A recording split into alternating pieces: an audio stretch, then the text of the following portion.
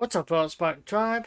This is Spartan125, back for yet another great reaction.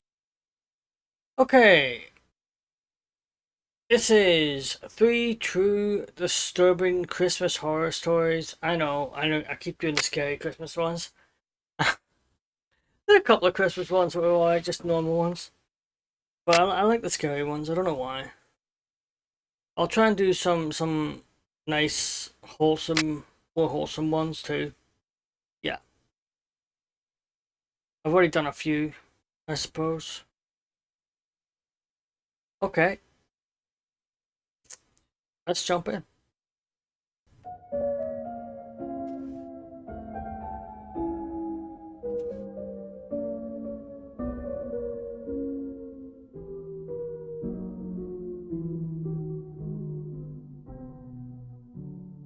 This happened a couple years back on Christmas Eve. Ever since I was a kid, it was kind of tradition for me to spend Christmas Eve with a good friend of mine named Anthony. His family would always invite me to come over, and we'd play board games, open presents, and the usual stuff you do on Christmas Eve. Then, of course, before the morning, I'd go back home and spend Christmas Day with my own family. I'd been doing this for as long as I can remember, and this year was set to go the same way. I was at Anthony's house, and by this point it was close to midnight, around the time I'd start heading back home. Though, I'm not gonna lie, I was a little intoxicated. I told them I'd call an Uber, but Anthony offered to drive me home himself. We didn't live that far from each other, so I of course accepted his offer, especially considering how expensive Uber rides can get. Now, well, like I said, the drive wasn't that long. The scenery itself was essentially a dark, unlit road surrounded on both sides by forest, with the occasional cabin. On top of that, it had been snowing, with a decent amount of snow on the ground already. I'd memorized these roads ever since I was a kid, but even to this day, I still get an eerie feeling being on them at night. Anyway, as Anthony continued driving, something suddenly appeared to be running across the road in front of us. It wasn't close enough to where we almost hit it, but it did cause Anthony to slam on the brakes. Now, mind you, the road is pitch black, so while we did look out the window into the woods to see if we could see what it was, realistically all we could see was what was being lit by the car's headlights directly in front of us. Anthony looked at me and said it was most likely just a deer. Yeah. I told him to turn on the high beams, and I'd go outside to check it out. What? Looking back, I don't know what made me think this was a good... It is not a good idea. Just keep going. Why would you get out? I don't get it. You should have the high beams on anyway, right? If it's a road that suppose if there's snow on the ground, I've been around, like I've driven with snow on the ground, and if you have the high beams on, it can be very bright and kind of blind you a little bit. So yeah, sometimes I don't have the high beam on the snow. That's true. Oh. Looked at me and said it was most likely just a deer.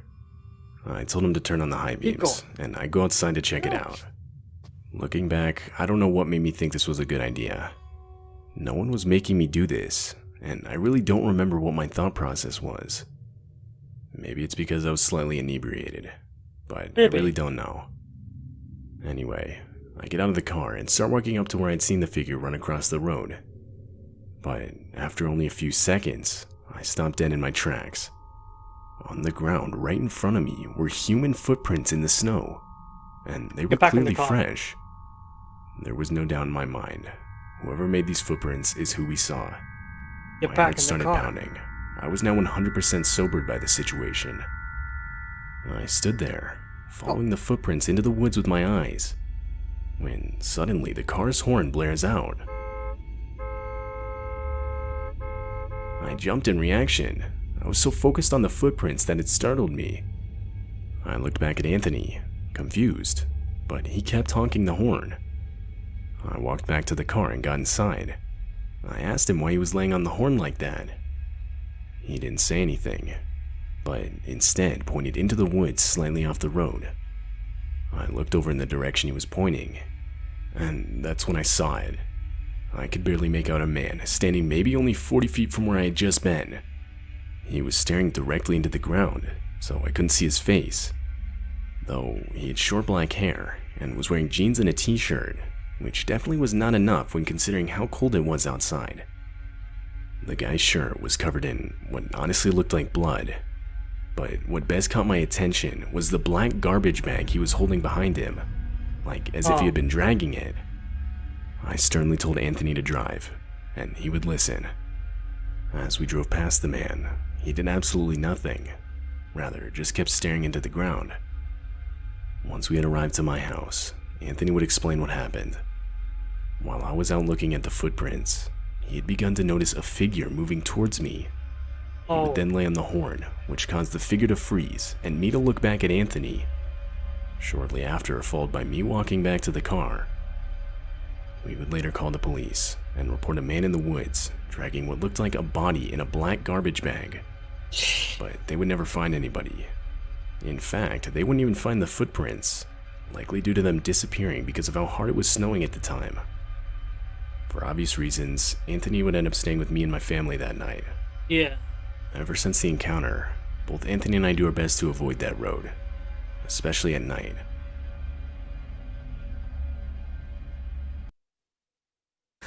Yeah, that guy was lucky. They both were. Oof.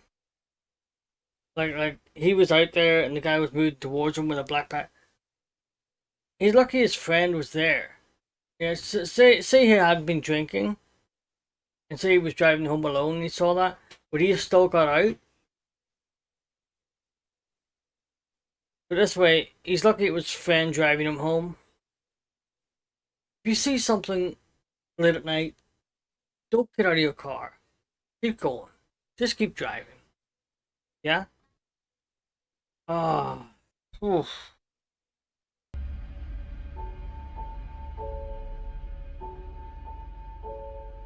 This happened on Christmas Eve when I was 26. At the time, I lived alone in a small house in a semi-desolate area of West Virginia. My family, however, was located on the other side of the country.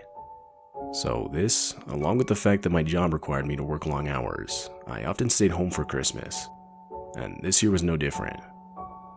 I, of course, had to work on Christmas Eve. When I got home, I was exhausted. Even though it was only about 8 p.m., I decided to just grab something to eat and go to bed. So that's what I did. Fast forward a few hours, and I woke up to the sound of footsteps upstairs inside my house. Now, it's important to note that my bedroom was in the basement of the house. Therefore, pretty much any sound from the main floor was completely audible from where I slept. I wasn't completely on edge right away. It wasn't that rare for my friend to spend the night at my house after a night out in the nearest city. While still far, my house was a lot closer to the city than his was. Therefore, an Uber back to my place was much cheaper than going all the way back to his own. He would typically have his girlfriend pick him up later the next morning.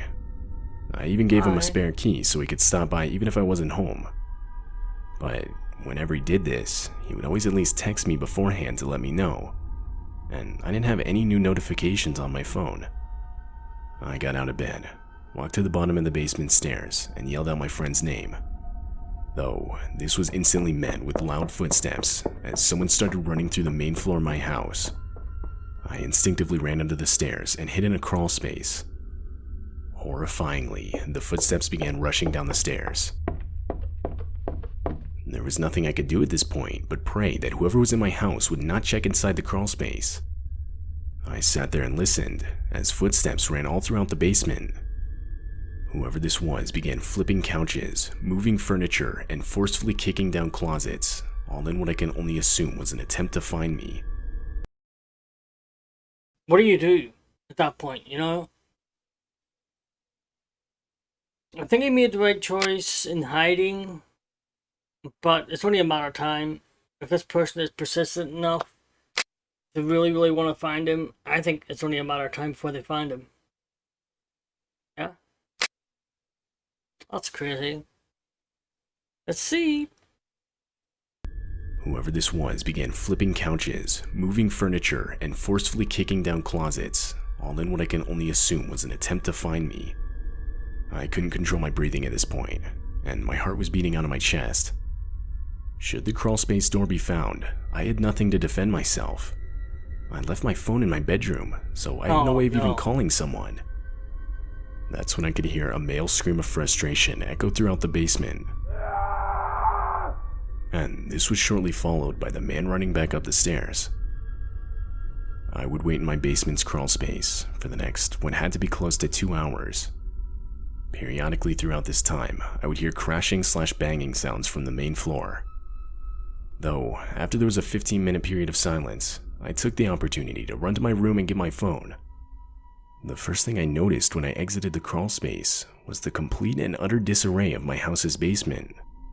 Not much was necessarily broken, rather the basement was just in a state of complete chaos. However, my cell phone was miraculously left on my nightstand.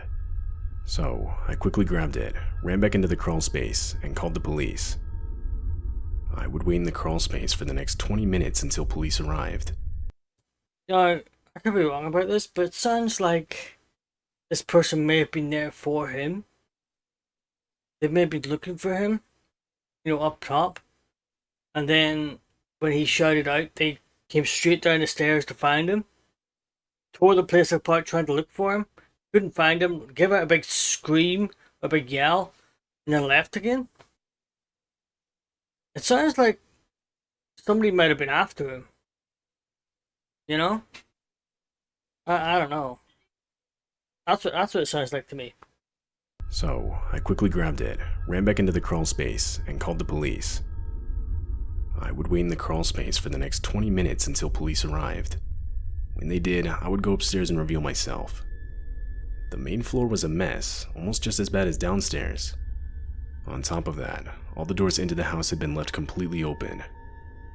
I would explain the situation to the officers that arrived, and they would proceed to completely check the house from top to bottom. At no point did they find the intruder, though they did find where the intruder had entered the house. This would turn out to be the back sliding glass door that had forcefully been pried open. The police officers asked for all the information I knew and filed a report, though I got the sense I wasn't much help to them. I didn't really have much to give them other than what I heard, as I never really saw anything. No. Ultimately, they told me to stay with friends or family until I could get the back door fixed. So, that's what I did. I stayed with a friend that night and ended up spending all of Christmas Day cleaning up my house and fixing the back door. This experience happened years ago now, and I still have not even a clue who the intruder was. Nothing was stolen, so it obviously wasn't just your everyday house intruder. Ever since it happened, I've sort of just stuck with the belief that it was some random guy who was not mentally stable. But I don't think I'll ever be able to confirm this. I still do everything I can to not think about what would have happened had the intruder looked for me in the crawl space. I lived in that house for another year after that. Seriously? Nothing else would happen during that time.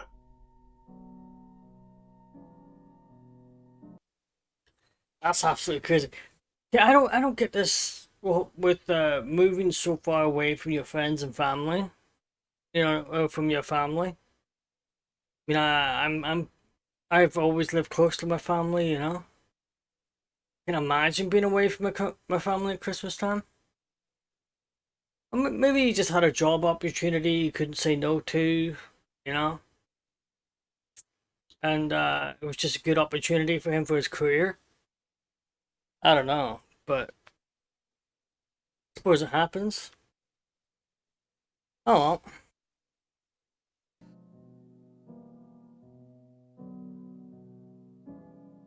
When I was 19, I had a part-time job working in my town's local movie theater. This happened on Christmas Eve, a night that I was scheduled to work. I never really understood why the theater stayed open over the holiday. It was always completely dead, or at least in my town. Though, this fact alone made working the Christmas Eve shift not that bad. Yeah, you have to work, but there's not really anything to do. You could basically just sit there on your phone until close. We would typically close around 1 AM. I had an 8-hour shift, and the second half of it I would be working alone. This would mean I'd be the one responsible for locking up the building, something I had done on multiple different occasions. As I expected, the shift was pretty uneventful. We'd get maybe 1 or 2 people coming in every hour at most. At around 10 PM, because where I sat during my shift had a view outside, I couldn't help but notice a car just sitting near the back end of the parking lot. Like headlights facing the building just sitting there. I didn't think it was weird at first. It wasn't uncommon for moviegoers to wait in their car until their movie started, so that way they wouldn't have to watch the commercials that played beforehand. But I realized this wasn't the case when the car was still there near the time I'd start closing up. By this point, there were literally only 2 cars left in the parking lot, mine and the one in the back, still running and with its headlights on. I began closing up, hoping that by the time I was done, the car would be gone. But it wasn't. It was still there just as before. All I had left to do was lock the front doors and I could leave. I was dreading this, but I figured the quicker I got it done, the quicker I could go home. I stepped outside and turned around to lock the front doors. But when I turned back around, 3 of the car's doors had been opened. This would be shortly followed by 3 grown men stepping out and starting to speed walk in my direction. I was now in a full panic and started sprinting towards my car, not even trying to hide it. This would be met with the men doing the same. Luckily, however, I was closer and was able to get inside and lock the doors before they could reach me. But as I started to back out, I saw the men running back towards their car. And as I was exiting the parking lot, the car pulled right up to my bumper. I instantly knew they were going to follow me. I didn't know what to do or even where to go. If I went home, they would know where I lived. Drive to the nearest police station or fire station. That's it. That's literally all you have to do. You don't even have to get out. You see you driving towards the police station, they'll take off. They're gone. I hope. Yeah? That's crazy. Right up to my bumper. I instantly knew they were going to follow me. I didn't know what to do or even where to go. If I went home, they would know where I lived. I ended up calling my dad in a panic, and he would have me meet him at the nearest police station. Yes. The car followed me all the way there. Once I reached the police station, however, the car would zoom past me. This was hands down the scariest thing I've ever had to go through. I live in a town where stuff like this is extremely rare, so I guess I never really thought I myself would ever encounter a situation like this. Had I taken a few extra seconds to get to my car, I would have been subject to whatever these guys had planned. Yeah. Which I still don't know what that was, but from what I could tell, it clearly wasn't anything good. Come Christmas morning, and I would call my boss to inform him of what I had experienced.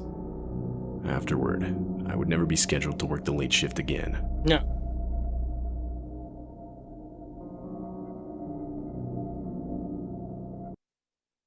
I'll tell you what. I don't think they wanted to rob that place, because if they wanted to rob it, they would have walked into the place and just held it up. Yeah? They wanted him. They wanted him. They waited until his shift ended, until he locked that place up, and then they tried to grab him. Like, what? Wow. That's crazy stuff. Okay. That is the end of the video. Ooh, I'm creeped out. I'm creeped out after that one. Okay. I'm about to go driving at night too. Oh. Alright. Okay. Until next time, I am out of here.